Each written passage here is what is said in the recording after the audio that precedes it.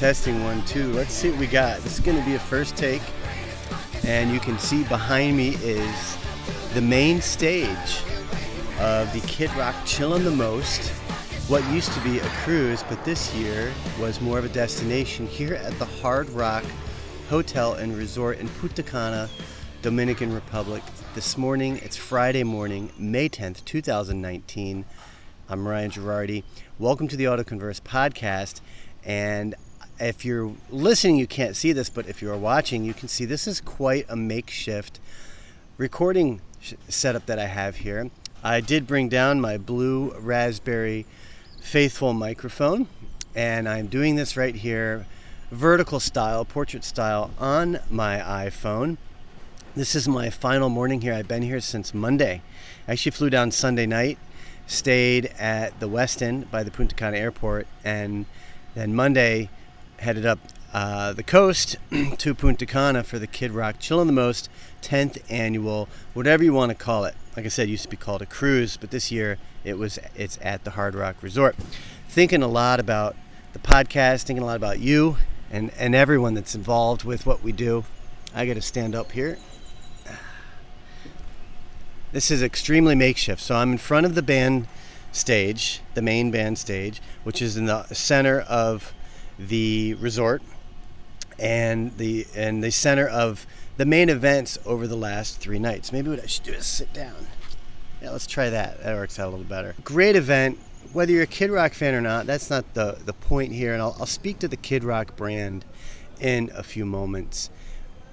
And by the way, you hear a lot of commotion in the background. There's utility trucks going by. There's crew starting to break everything down because last night was the final night. Got to see Jamie Johnson with the Jamie Johnson Band last night. Put on a great performance. If it looks like we were scared to death, like a couple of kids just trying to save each other, you should have seen it in color.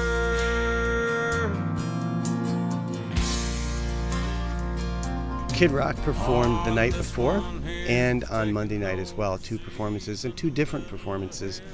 And that guy knows how to knock it out of the park. So I'm going to speak to the Kid Rock brand in a moment. I'm here at the Hard Rock Hotel.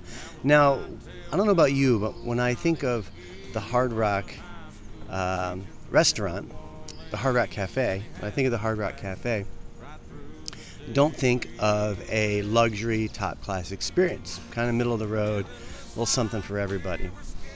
The Hard Rock Hotel and Resort here in Punta Cana definitely brings a different flavor to the brand, to the Hard Rock brand. So let me speak to that a little bit. First off, top-class experience here. Constant upkeep on the grounds. So this place just looks immaculate. If you imagine thousands of people week in, week out, littering, flipping cigarettes everywhere, trash. These guys are on top of it all day, all night, picking up, cleaning up. Whenever you walk by them, they're genuinely happy to see you. Maybe because you're the reason they have a job.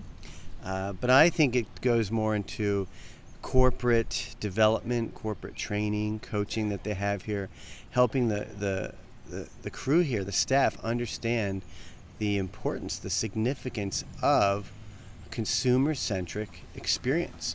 You feel special walking around here. They even have door greeters. So when you walk in and out of the main building, which, just to give you an idea, if you were to walk from one end of the main building to the other, that could be easily a 10-minute walk. So do the math, maybe a half a mile. And so there's a main building with multiple entry points. And so there's always somebody there to open the door for you, let you in, let you out, and say hello.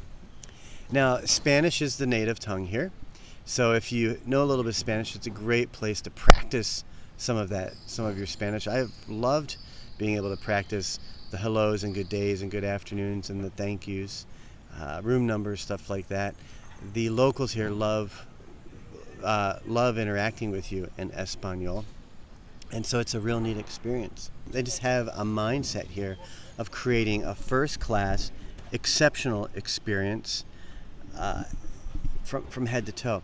Now, to give you some contrast, as I mentioned, the Sunday night when we got here, stayed at the Westin Resort by the airport. Now, this is a much larger resort. The Westin is. It's more of it's not a property, would you say? It's almost like its own city.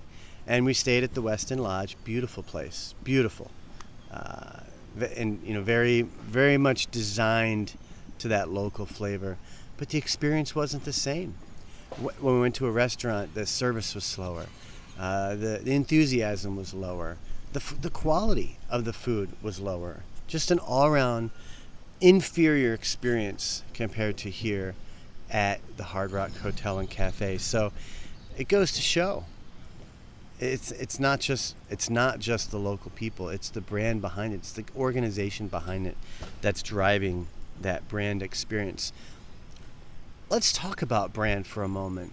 The Kid Rock brand, like I said, whether you like Kid Rock or not, whatever you think of him, he has established himself, he has amassed himself a loyal following and a tremendous brand. So you can see behind me up top it says Chillin the Most. You can't see the wings of the stage, but if you imagine, those are vertical images that are there.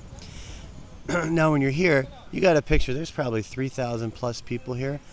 I think 90%, if not more, of the people here at the Hard Rock this week were here for Kid Rock.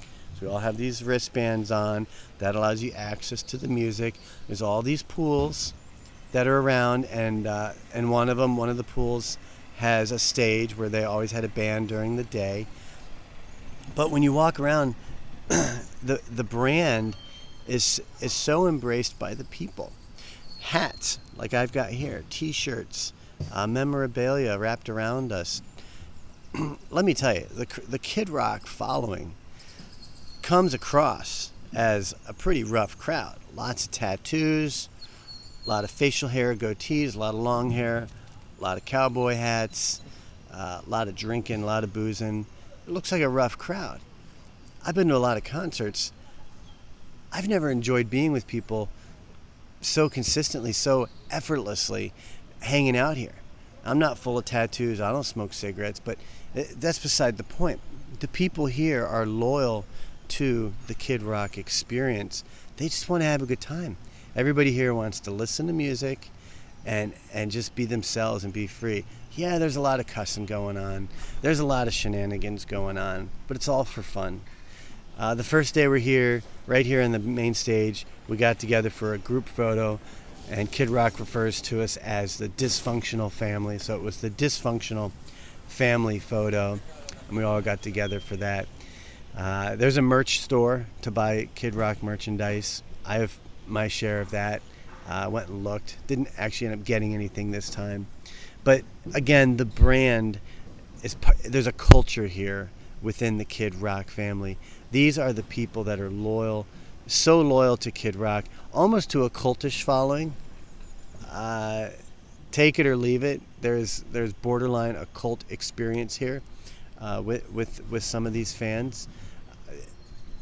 Give you an example. Right behind me, the morning. So if Kid Rock on Thursday went on at I think 8:30. Okay, that morning by 9-10 o'clock, there were people already grabbing their spots at the base of the stage. I don't personally want to be up that close. I would not want to spend my whole day at the butt of a stage just so I could be that close. To each his own, but that's what goes on here. On the cruise, and even here by the pools, people come out crack of dawn, put towels on the chairs so they can have front row access to all the music that's there. There's definitely a sense of, hey, I'm claiming this is mine. And but me, I just come to have a good casual time. Look, I enjoy his music. Got into Kid Rock a few albums ago. First Kiss, which was about 3-4 years ago, really broke me through. I knew his All Summer Long, which really broke Kid Rock into the mainstream. Wasn't into his earlier stuff. I've gotten more into it as I've studied his music more. Here's what's great about Kid Rock. His music's one thing. He's a performer. He'll even say he wants to be the greatest entertainer. He opens up this tour with The Greatest Show on Earth. That's the name of the song. and that's the name of the first song on his most recent album, Sweet Southern Sugar. But he's an entertainer, and that's what he aspires to be. He's real, he's raw, and he's got a lot of love, and he does not cut corners. His band is phenomenal. Stephanie Eulenberg's his drummer, and she knocks it out of the park. I wish I knew everyone in his band, because they are an exceptional crew. There are so many transitions. There are so many timing points that are key. Just so many little details. And you can tell they rehearse, they come in prepared, and they deliver the ultimate experience. They deliver that Kid Rock experience.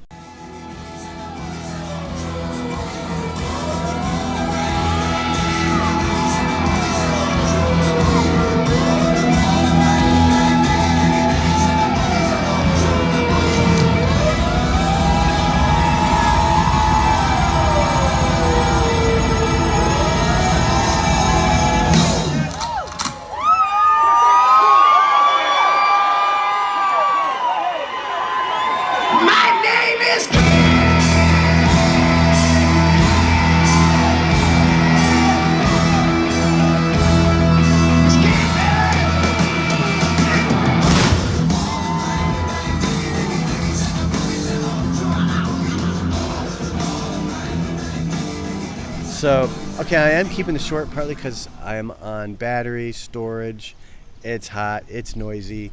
Who wants to see me sitting in front of the stage? I wanted to acknowledge I'm in the middle of reading Better. I'm going to hold it up here. This is Better, Self-Help for the Rest of Us. This is by my good friend Terry Lancaster. What's up, Terry? I'm about 3 chapters in, okay? The whole premise of the book is this book isn't going to show you how to become perfect. It's not gonna. That's not the point. It's not gonna. There's no overnight success. This is about doing little things in your life to move in a direction of betterness, constant improvement, whatever those things are. I'm on chapter 3. So the first chapter, of course, opens up setting expectations. Then the second chapter gets into taking action, because that's the key, is taking action. And I just finished the chapter on gratitude. So what I'm going to do is I have a couple notes of sections that really stood out for me. First off, Terry's a funny guy. Excuse me, getting attacked here by flying bugs. Terry's a funny guy. Let me give you an idea of his sense of humor. Hold on. Here's Terry on page 8 in chapter 1 talking about running, okay? And I'll let you read the details of the book so you can know why this is so funny. But as Terry explains, running is not his thing. It's not his jam, as he would like to say. But he started running. A little bit here, a little bit there. He says, I still run so slow that buzzards follow me home. But every day he's out running in his neighborhood. Really funny. On the mirroring page, I like this. He made some progress in his lives towards betterness, and somebody had recommended that, hey Terry, why don't you write a book? And he laughed and he said, if he was going to write a book, it would be called How to Lose 100 Pounds and Make $1 Million. He says, only had to lose 100 pounds and make $1 million first. I like that humor. One other piece. Hold on. Oh, yeah. Here we go. Page 42. You've got troubles.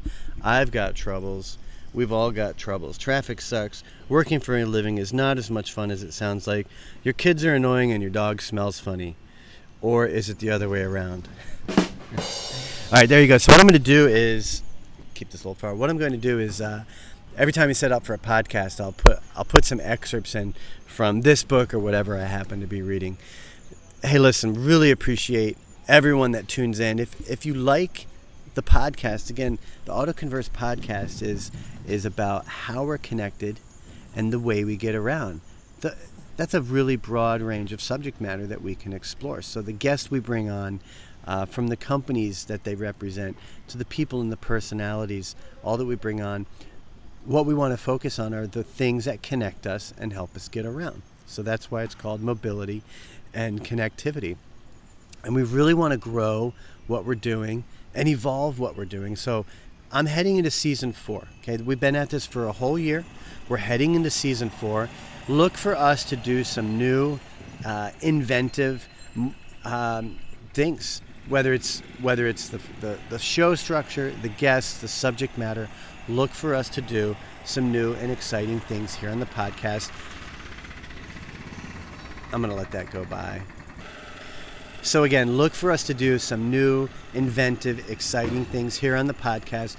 Come be a part of this with us. Come get on here with us. Have conversations with us. I've got Terry Lancaster's becoming a co-host. I got Big Tom LaPointe looking to come back, possibly co-host about once a month with me. And we're gonna do off the cuff stuff. We're gonna just plan on doing some neat stuff. Again, we're going into season 4. This is season 4. All right, we're a year into this. We've got a loyal following, over 1,000 listeners and followers already in our first year. So thank you to you for being part of that and supporting what we do. Love your ideas. Interact with me, reach out with me, and give us your feedback. Give us your ideas and come be a part of the AutoConverse experience. Ryan Girardi here, signing out from Punta Cana, Dominican Republic, heading back today to get back into the daily grind, enjoy the weekend. By the time you're listening to this, the weekend is probably already over. See ya. Come together as one tonight through the power of rock and roll.